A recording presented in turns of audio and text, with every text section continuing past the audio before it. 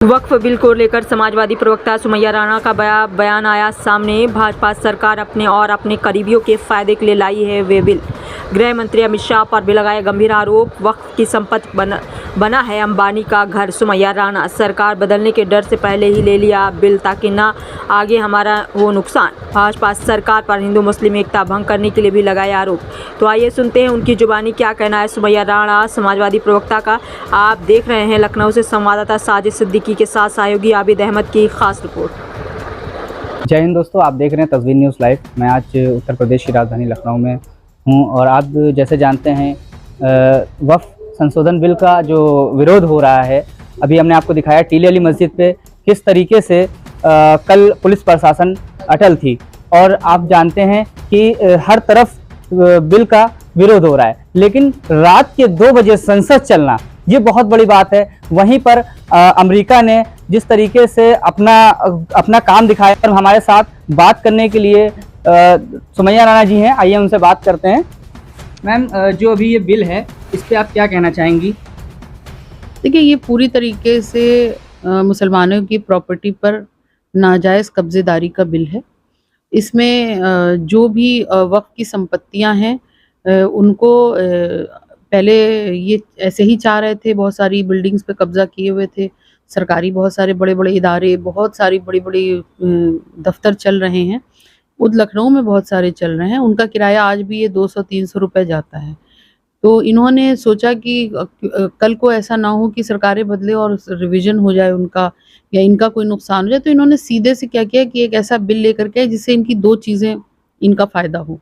पहली चीज़, सबसे बड़ा फ़ायदा तो ये सत्ता में रहने के लिए और सत्ता में आने के लिए हिंदू मुसलमान, क्योंकि वक्फ ज़ाहिर सी बात है वक्फ की संपत्ति सीधे-सीधे मुसलमानों से जुड़ी हुई है। एक तो ये मैसेज देना, और दूसरा ये जो इनके अपने करीबी हैं, इनके अपने यार हैं बहुत सारे, जो अडानी, अंबानी। तो इसमें अंबानी जो अपना इनका 5 स्टार होटल से भी लैविश घर जो है वो भी वक्फ की संपत्ति पर है शायद मुंबई में।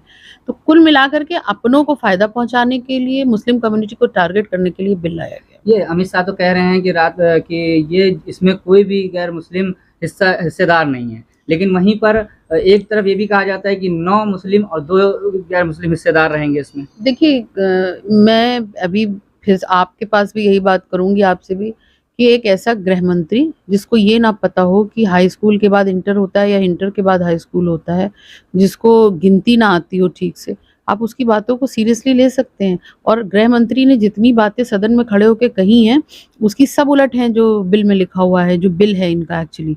तो ये तो लोगों को बहकाने का काम कर रहे हैं।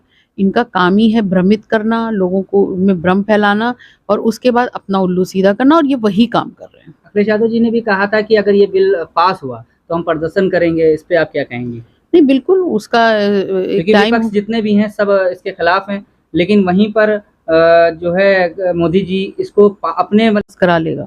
जाहिर सी बात है, वही दौर ही है जिसकी लाठी उसी की भैंस। तो अब इन्होंने उसको पास करा लिया। जहाँ तक रही बात आंदोलन की, all India Muslim personal law board ने इस बात का ऐलान ही किया है कि हम लोग इस पर कड़े से कड़ा विरोध दर्ज कराएंगे।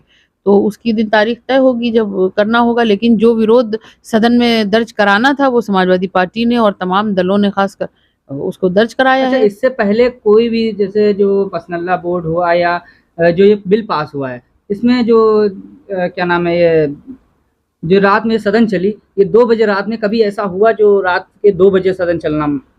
नहीं, ऐसा कोई पहली बार नहीं हुआ है। जब रातों रात जज का ट्रांसफर कर देते हैं ये, जब इनके खिलाफ बात करता हो, तो सदन की कार्रवाई तो कई बार ऐसा होता है इमरजेंसी में चलानी पड़ती है। जो जिस देश में इतना अंधेर नगरी चल रही हो कि जज का ट्रांसफर रात को 12-1 बजे 2 बजे कर देते हो, तो आनन फानन में ये अपनी काम साधने के लिए कुछ भी कर सकते हैं। अब सदन ये रात तक चला लें, अगले दिन सुबह तक चला लें, इनको बिल पास कराना था, वो इन्होंने करा लिया। अब आगे की जो विधिक कार्रवाई है उसके लिए हम लोग प्रोसीड कर रहे हैं, उसके लिए हम लोग सुप्रीम कोर्ट का दरवाजा खटखटाएंगे। जैसे कि देखा, हमारे साथ बात करने के लिए समाजवादी पार्टी की प्रवक्ता सुमैया राणा जी थी।